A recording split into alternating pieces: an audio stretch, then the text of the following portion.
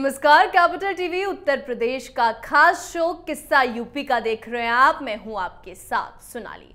उत्तर प्रदेश में मदरसा सर्वे का काम लगभग पूरा कर लिया गया है। उत्तर प्रदेश मदरसा बोर्ड की ओर से कराए गए सर्वे में बड़ा मामला सामने आया है। सर्वे में पाया गया है कि प्रदेश में करीब 7,500 ऐसे मदरसे हैं जिनको किसी भी बोर्ड से मान्यता नहीं मिली हुई है। इस संख्या में अभी कुछ और वृद्धि हो सकती है। मदरसा सर्वे पूरा होने के बाद यूपी मदरसा बोर्ड रिपोर्ट सरकार को सौंपेगी। अब सवाल यह पैदा होता है कि आखिर इन 7,500 मदरसों का अब योगी सरकार क्या इलाज करेगी। आज किस्सा यूपी का में इसी पर चर्चा करेंगे। बातचीत के लिए मेरे साथ स्टूडियो में मौजूद हैं कैपिटल टीवी के सीनियर एडिटर राजीव जी। राजीव जी, बहुत बहुत स्वागत है आपका। धन्यवाद। राजीव जी, क्या अब आतंकी पाठशाला पे बुलडोजर चलेगा? देखिए, इसके संकेत तो पहले ही मिल चुके थे। जिस तरीके से मदरसों के सर्वे की बात जब सामने आई थी, जब सरकार ने अनाउंस किया कि मदरसों का सर्वे कराया जाएगा, तो सर्वे कराए जाने के पीछे का मकसद क्या था कि जो मदरसा में अनियमितता है, तो तीन तरीके से, कई तरीके से अनियमितता हो सकती है, उसके बारे में सरकार के पास जानकारी होनी चाहिए। अब अगर अनियमितता की जानकारी होगी, यानी जो गड़बड़ियां होगी, तो गड़बड़ियों के बाद उसका इलाज किया जाता है। तो पहले रोग का जानकारी हुई, क्या क्या रोग हैं, अब उन रोगों का इलाज किया जाएगा। तो ये जो मामले सामने आए हैं, ये अवैध तरीके से चलाए जाने वाले मदरसे हैं।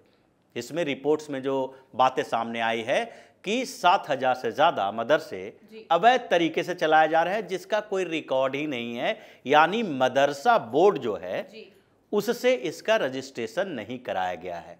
इसके बारे में बोर्ड को भी जानकारी नहीं है कि यहाँ पर क्या हो रहा है।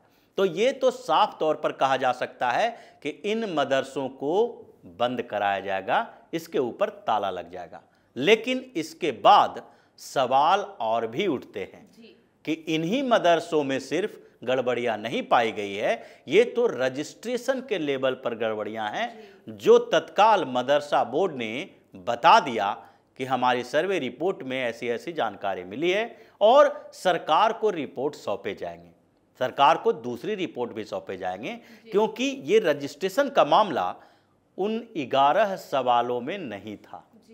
जो 11 पॉइंट दिए गए थे कि इसके आधार पर जो मदरसों का सर्वे में जानकारी ली जाएगी, उसमें ये मामला नहीं था। रजिस्ट्रेशन का मामला अलग है, और दूसरे स्तर पर जो सुविधाओं का मामला है, फंडिंग का मामला है, रिसोर्सेस कहाँ से ये अवेलेबल करवाते हैं, इसमें पढ़ाई कैसे होती है, इसका मामला अलग है। वहाँ पर बच्चों को सुविधाएं कैसी दी जाती है, उसका भी मामला है। तो ये सारे रिपोर्ट जो तैयार किए गए हैं, उस रिपोर्ट का आधार अलग अलग है और ये रजिस्ट्रेशन का मामला अलग है। तो जो मदरसे 16,000 के करीब बताए जा रहे थे, उसमें से 7,500 तो ऐसे ही ध्वस्त हो गए। यानी कि सबसे पहले योगी का बुलडोजर इन्हीं मदरसों के ऊपर चलाया जाएगा। उसके बाद नंबर आएगा उन मदरसों की जो कि अपने यहाँ सरकार के मापदंड जो हैं, जो सरकार ने तय कर रखे हैं, उसके अनुसार चला रहे हैं या नहीं, ये दूसरे नंबर पर आएंगे। और जब सरकार को रिपोर्ट सौंपी जाएगी, तो उसके बाद उस रिपोर्ट के आधार पर कार्रवाई शुरू होगी कि जहां पर सुविधाएं नहीं हैं बच्चों के लिए, उन मदरसों का क्या किया जाना चाहिए। जहां पर फंडिंग जो हो रहे हैं, वो विदेशों से फंडिंग हो रहे हैं, गलत सोर्सेज से फंडिंग हो रहे हैं, तरीके से जो पैसे आ रहे हैं, वो पैसे कहां से आ रहे हैं, इसके स्रोत पर जब सवाल उठेगा, तो तीसरा नंबर उन लोगों का भी होगा।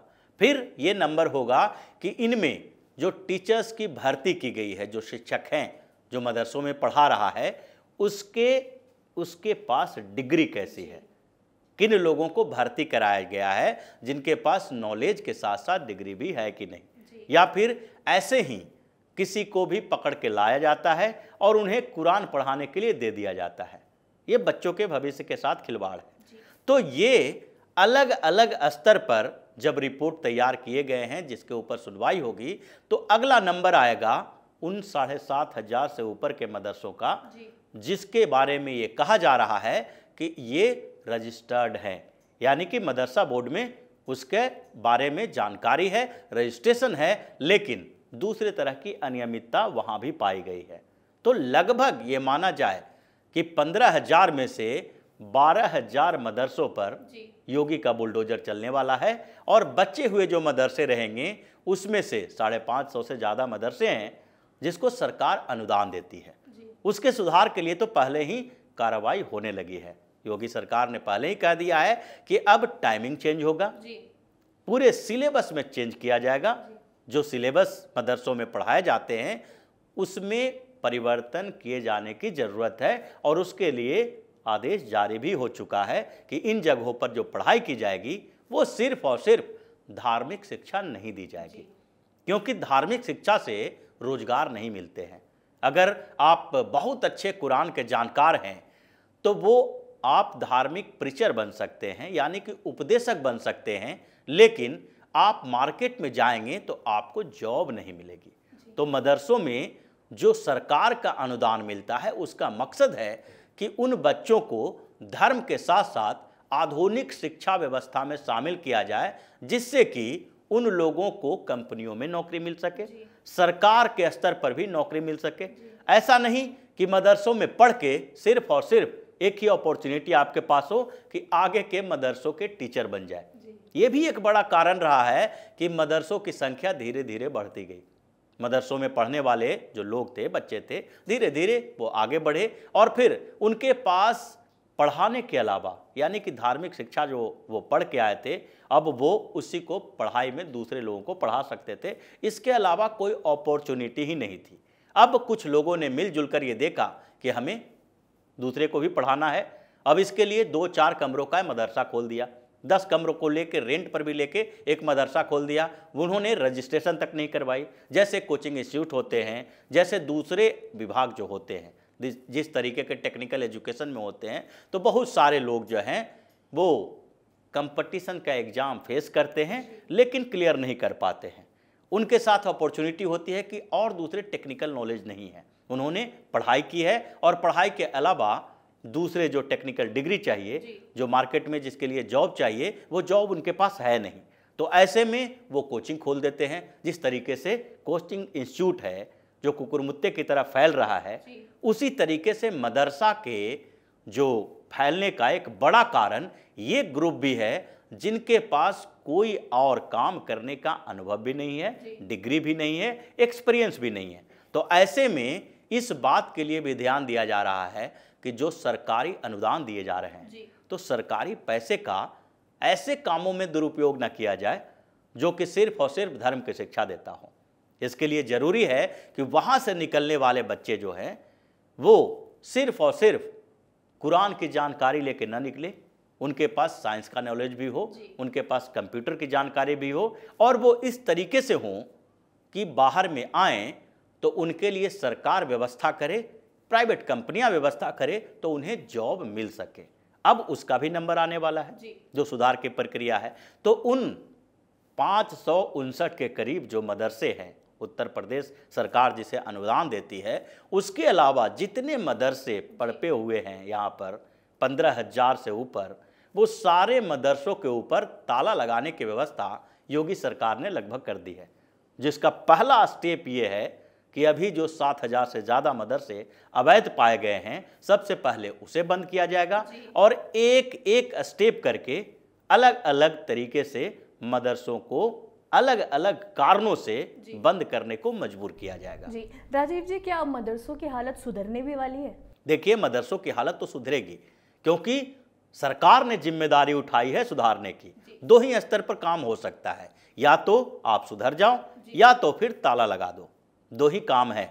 अगर जो सुधरना नहीं चाहेंगे उन्हें ताला लगाना पड़ेगा, जैसे कि स्थिति अभी सामने में देखने को मिल रही है। इसीलिए विरोध प्रदर्शन किया जा रहा है, इसीलिए राजनीतिक विरोध इसका किया गया था। सर्वे की जब घोषणा की गई थी तो उसके बाद क्या हुआ, सबसे पहले समाजवादी पार्टी की तरफ से इसको राजनीतिकरण करने की कोशिश की गई, इसलिए कि इन लोगों को लग रहा था कि जैसे ही सर्वे कराया जाना शुरू होगा मदरसों पर ताला लगना शुरू होगा, या तो ये सुधर जाएंगे या फिर इनके ऊपर ताला लग जाएगा।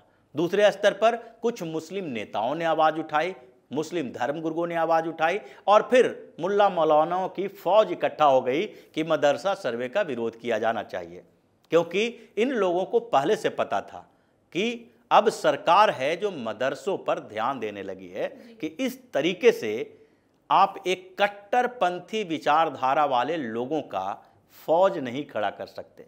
उसकी फौज अगर खड़ी होगी तो वैसी स्थिति में राज्य के लिए, देश के लिए एक ऐसा वर्ग होगा जिसको कभी भी सॉफ्ट टारगेट किया जा सकता है। अगर देखा जाए तो जितने भी दुनिया भर में आतंकी संगठन हैं, जिसके भारत में भी पैर पसारे हुए हैं, वो उसका सॉफ्ट टारगेट कहाँ होता है? वो आतंकी संगठन अपने संगठन के अंदर जिन युवाओं को भड़काने की कोशिश करते हैं, भ्रमित करने की कोशिश करते हैं, उसमें से सबसे ज़्यादा जो होता है वो इन्हीं मदरसों से निकले हुए बच्चे होते हैं, क्योंकि उसके दिमाग में पहले ही धर्म को लेकर इतनी कट्टरता भर दी जाती है कि उनको लगता है कि जैसे ही धर्म के नाम पर उसके अंदर उबाल पैदा किया जाए, वैसे ही वो कोई भी काम करने के लिए तैयार हो जाते हैं। जबकि अगर दूसरे स्तर पर कोई बच्चा जो है वो प्राइवेट जॉब कर रहा है, गवर्नमेंट का जॉब कर रहा है, वो अपने फैमिली को सेटल कर रखा है, उसका माहौल अलग अलग है। जैसे कि एक कॉन्वेंट स्कूल में पढ़ने वाला बच्चा या फिर सरकारी स्कूल में पढ़ने वाला बच्चा, जिसको वहाँ पर बचपन में हर वैरायटी के, हर धर्म के और हर विचारधारा के लोगों के साथ मुलाकात होती है। टीचर भी अलग अलग विचारधारा के होते हैं, बच्चे उसका फैमिली बैकग्राउंड और बच्चों की विचारधारा, धर्म, संस्कृति, संस्कार सब अलग अलग होते हैं। वहाँ पर जो जाएगा तो बचपन में ही उसे कम से कम इस बात का एहसास होगा कि हम लोग एक देश में, ऐसे देश में रह रहे हैं जहाँ पर एक दूसरे के धर्म, संस्कृति, हर चीज़ की इज्जत की जाती है। दूसरे स्तर पर एक धार्मिक शिक्षा देने वाला जो संस्था है, जिसको मदरसा कहते हैं, वहाँ पर जो बच्चे जाते हैं वो सिर्फ और सिर्फ अपने आसपास बच्चे देखते हैं, वो भी सिर्फ मुसलमान के बच्चे। टीचर देखते हैं, वो सारे के सारे मुसलमान होते हैं। उनके रहन सहन तरीका, वो अपने आप को ऐसे प्रेजेंट करने की कोशिश करते हैं। मदरसे के अंदर का जो वातावरण होता है, माहौल होता है, वो ऐसा लगेगा जैसे कि वो हिंदुस्तान के अंदर नहीं है, बल्कि कोई अरब देश के अंदर चले आए हैं, ऐसे देश में चले आए हैं जहां सिर्फ मुसलमान ही रहते हैं। उसके पूरे संस्कृति ही ऐसी बनाई जाती है, माहौल ऐसा तैयार किया जाता है। तो वहाँ से जो बच्चे निकलेंगे, वहाँ के जो बच्चे हैं, वो तो सिर्फ और सिर्फ इस्लाम को देखता है, मुसलमान को देखता है और उसी की शिक्षा उसे मिलती है। उसके दिमाग में इतना ज़्यादा कट्टर इस्लामीकरण भरा होता है कि जैसे ही उसको हवा मिलती है वो किसी और जाने के लिए तैयार हो जाता है। तो ये जो माहौल है उसको भी सुधारना पड़ेगा। सरकार जो वैज्ञानिक शिक्षा की बात कर रही है, न्यू मॉडर्न एजुकेशन की बात कर रही है मदरसों में, उसका एक बड़ा आधार इन लोगों के दिमाग से कट्टरता को निकालना है, बच्चों को एक सही माहौल देना है। और अगर ये माहौल और कट्टरता नहीं सुधरते हैं, अगर इनमें सुधार नहीं होती है, तो उसके बाद इसके ऊपर ताला लगा दिया जाए। बहुत बहुत धन्यवाद राजीव जी बातचीत के लिए। यूपी के अल्पसंख्यक कल्याण विभाग के निर्देश पर पिछले महीने प्रदेश के गैर मान्यता प्राप्त मदरसों का सर्वे शुरू किया गया। इसके लिए 11 बिंदु तय किए गए जिन पर जांच होनी थी और मदरसों को जवाब देना था। इसमें शिक्षकों, छात्रों की संख्या, पाठ्यक्रमों के स्वरूप, बुनियादी सुविधाएं, फंडिंग के सोर्स जैसे बिंदु शामिल थे। सर्वे के आदेश के बाद ही सियासत तेज हो गई थी और विपक्ष ने सरकार की नीयत पर सवाल खड़े किए थे। अब ऐसे में देखने वाली बात यह होगी कि योगी सरकार जब इन अवैध मदरसों पर एक्शन लेगी तो विपक्ष में क्या खलबली मचेगी। आज के हमारे शो किस्सा यूपी का में इतना ही। कल एक बार फिर एक अहम किस्से के साथ हाजिर होंगे। तब तक के लिए देखते रहिए कैपिटल टीवी उत्तर प्रदेश। नमस्कार।